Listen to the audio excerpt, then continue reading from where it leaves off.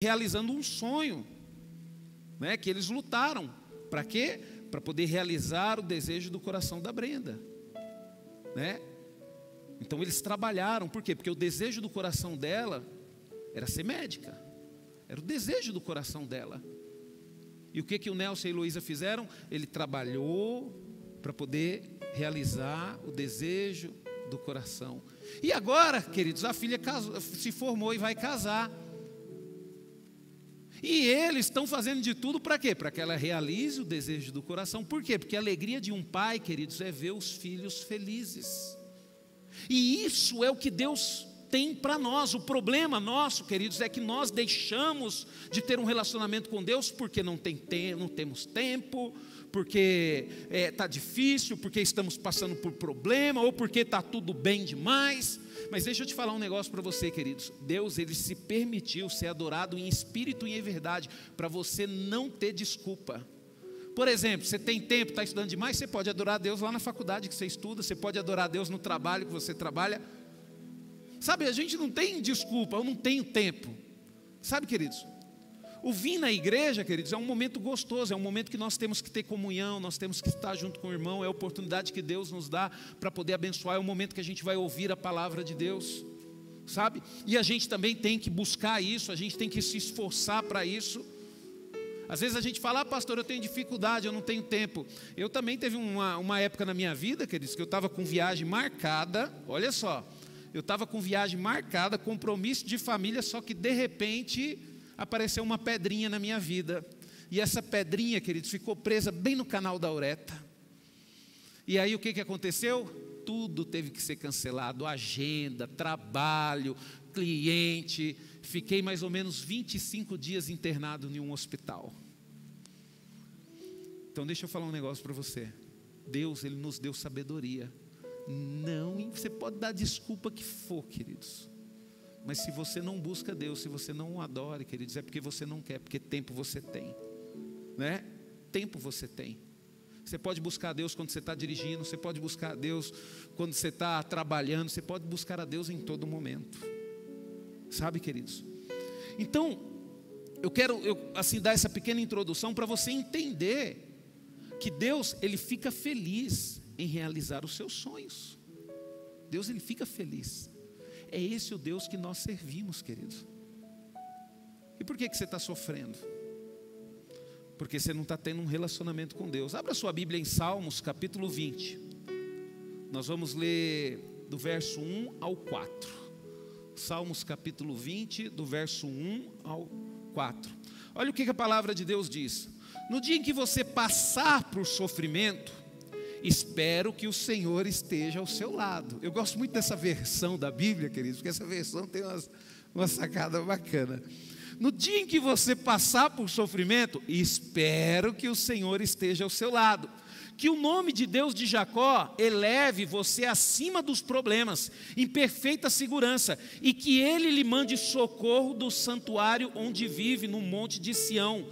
Lembre-se das suas ofertas de gratidão e dos sacrifícios queimados, que Ele conceda a você os desejos do seu coração e cumpra todos os seus planos.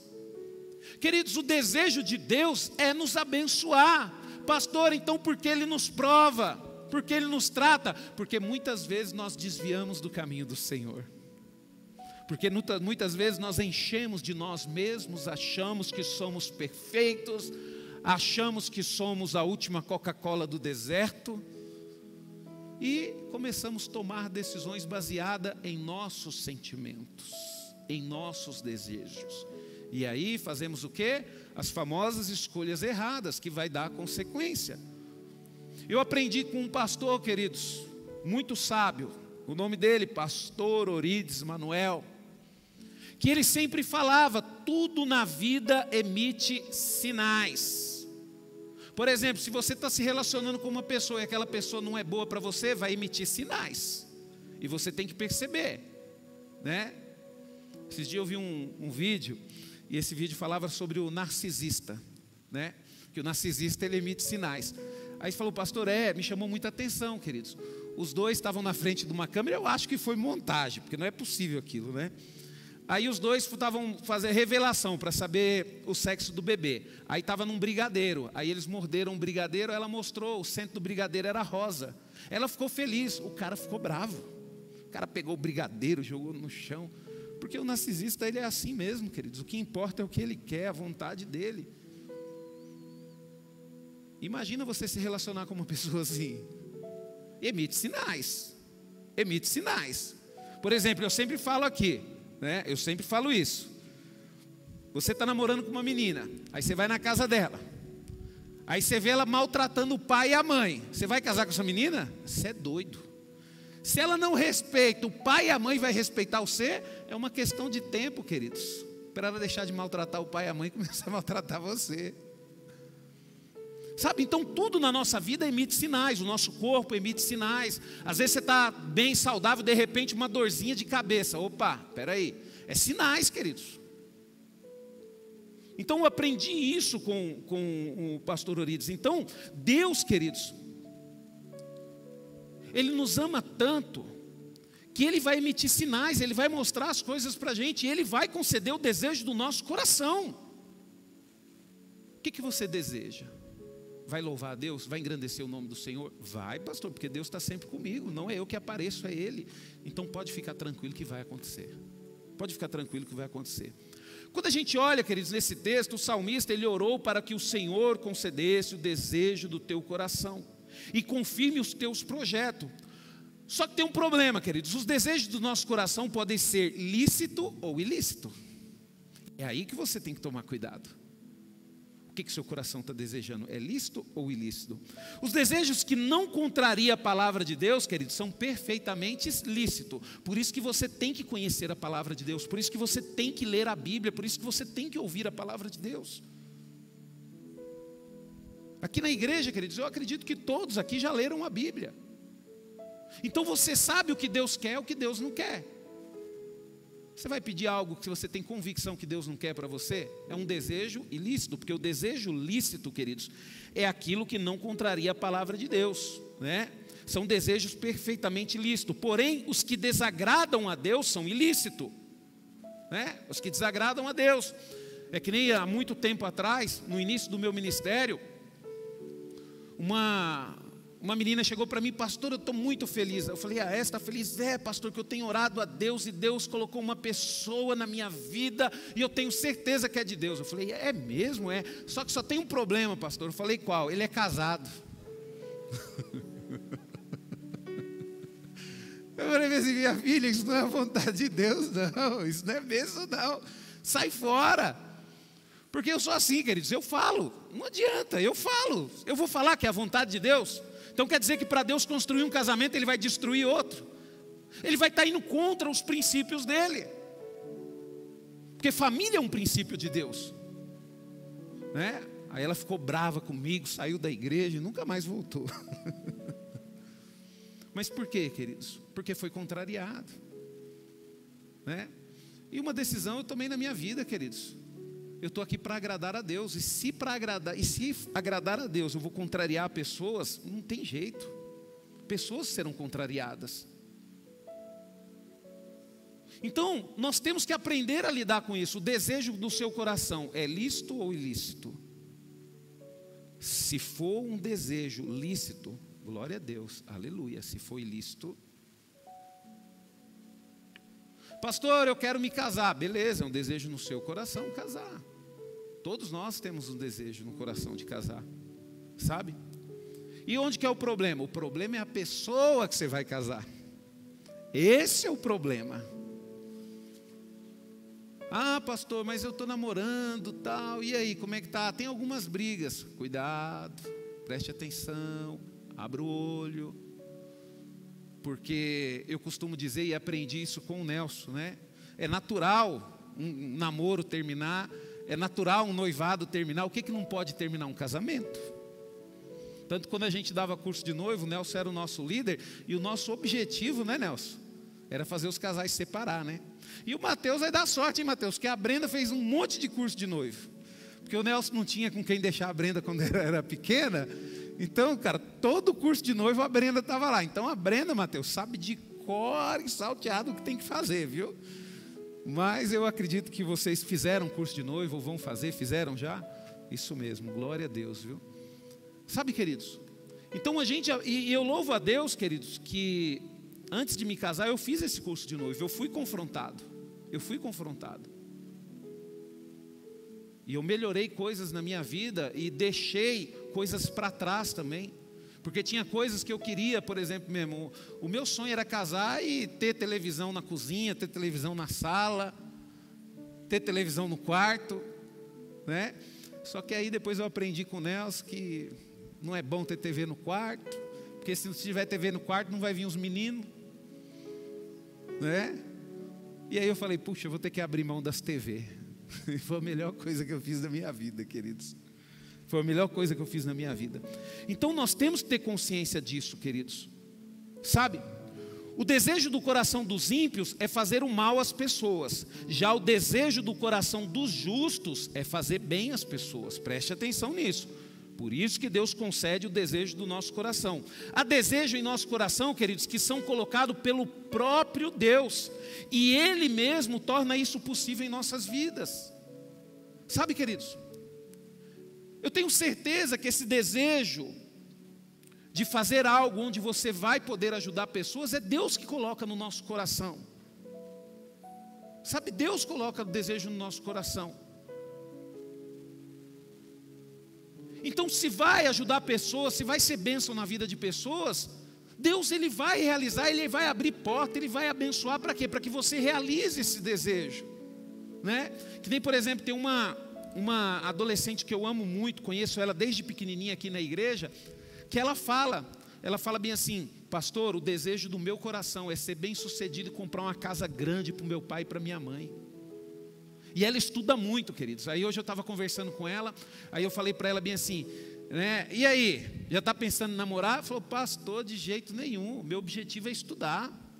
Aí ela falou bem assim, pastor, um homem para me conquistar, ele vai ter que ralar muito.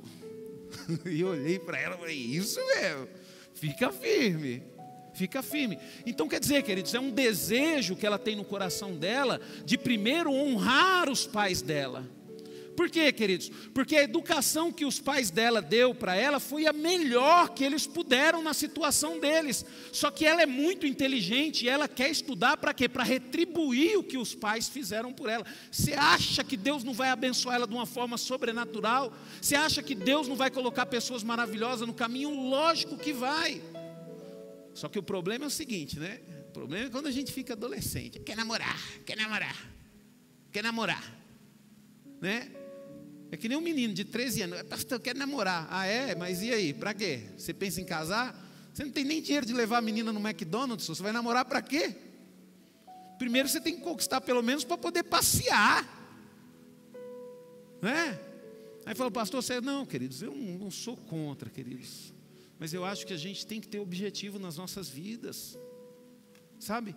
Pastor, eu quero namorar para me constituir uma família, para me ter filhos, para mim, sabe, pastor, criar os meus filhos, para que os meus filhos sejam pessoas, porque esse mundo está precisando de pessoas boas. Esse mundo está precisando de pessoas convertidas, pessoas que amem a Deus. Que nem eu falei aqui de manhã, queridos, a gente joga muito a culpa do que está acontecendo no nosso país dos políticos. A culpa é dos políticos, a culpa é do prefeito, a culpa é do governador, a culpa é do presidente, a culpa é do vereador. E eu falo para você que não. E a palavra de manhã nos provou isso. Sabe de quem que é a culpa? Da igreja. A culpa é nossa, que conhecemos a Deus e nos afastamos dele. Porque Deus, queridos, Ele quer usar as nossas vidas para poder impactar toda a nossa nação. O problema, queridos, é que a gente chega no nosso serviço, no nosso trabalho, na nossa faculdade, e as nossas atitudes, ao invés de engrandecer o nome de Deus, pelo contrário, queridos, defama. Isso aí é crente? Isso aí é cristão? Isso aí vai para a igreja? Esse é o problema, queridos. Olha o que a palavra de Deus diz em... Deixa eu ver aqui... eu anotei o versículo, mas não anotei a referência. Vamos ver aqui, olha o que a palavra de Deus diz, porque Deus está operando em vocês o desejo de obedecer-lhes e a realização daquilo que Ele quer. Olha só, queridos, o que Deus está operando em nós. Façam tudo sem queixas e discussões. de modo que ninguém possa dizer nenhuma palavra de censura contra vocês. Vocês devem levar uma vida pura e imaculada como filhos de Deus no mundo em trevas, cheio de gente desonestas e obstinadas. Brilhem entre eles, com as estrelas do universo, mostrando-lhe a palavra de vida. Então, quando Cristo voltar, como ficarei satisfeito, sabendo que não corri nem me esforcei em vão? Olha só, queridos, o que esse apóstolo está falando? O que acontece, queridos? O que um pastor fica feliz, queridos, quando o pastor começa a ver testemunhos no meio da sua igreja, dos filhos se posicionando, sabe, de um filho se posicionando. Pastor, esse dia eu estava conversando com uma irmã, e ela falou sobre uma professora que falou mal de Jesus. E ela falou: pastor, eu não gostei, mas eu não fui ignorante, sabe, pastor? Eu fui na boa, conversei com a professora, falei: professora, não é assim.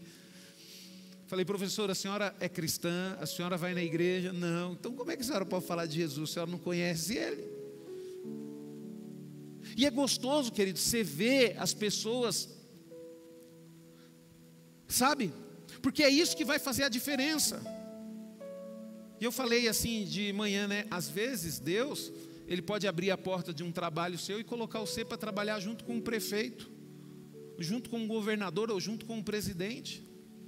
E de repente, esse homem que tem poder se aconselhar com você. E de repente mudar a história de uma cidade, de um estado, simplesmente por causa da sua vida. E é dessa forma que Deus trabalha, queridos. Olha, Naamã, queridos, saiu da Síria para poder ser curado em Israel.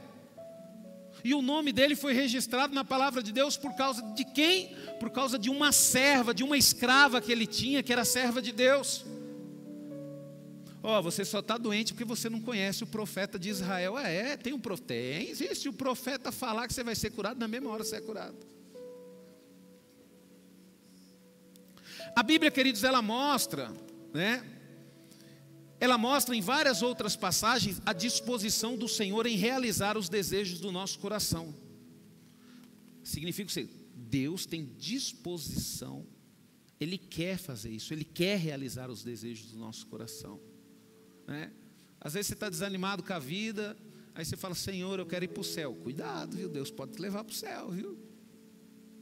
Deus pode te levar para o céu, viu?